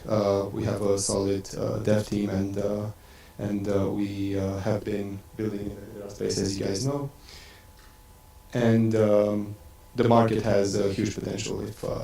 If we were to look into the charts, into the overall growth of the industry, especially institutional investment into Web3 projects, the trend is undeniably pointing that in the next couple of years we are bound to see another leg up. And as you can see here, Web3 investments in the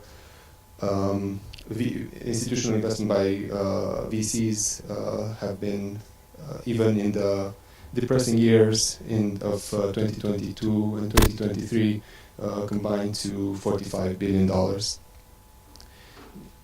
That's about it from Thomas. Wanted just quickly to show you what we've been up to. So not only do we continue to improve Headstarter as a Web3 crowdfunding platform, but also the guardrails that we are using in Headstarter best practices. We are bringing them to the forefront through Thomas, which we believe, as I mentioned, can be used by a lot of the stakeholders in the ecosystem. And at the same time, we're planning to support a lot of other chains, not only Hedera. It's just our first leg. So yeah, with that, I know that it's been a lot of time. Thank you everybody for coming here today. We really appreciate your time, patience, and for being here with us. The Crypto Builders community will continue to have events. You can see us mainly on Meetup, and as I mentioned, these pitch events are happening once every quarter on average. We really want to extend thank you to Web3 TV for showcasing us and some of the leading projects that are launching on Hedera, and thank you for our venue partner for Coinvesting.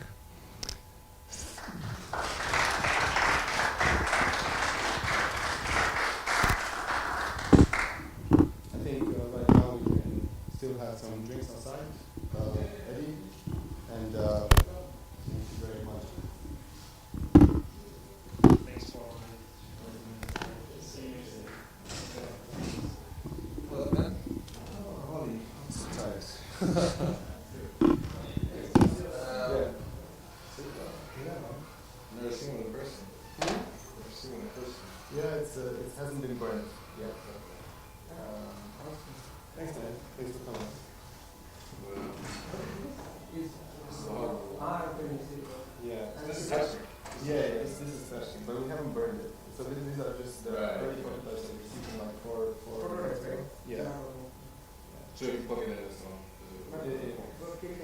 It's nice.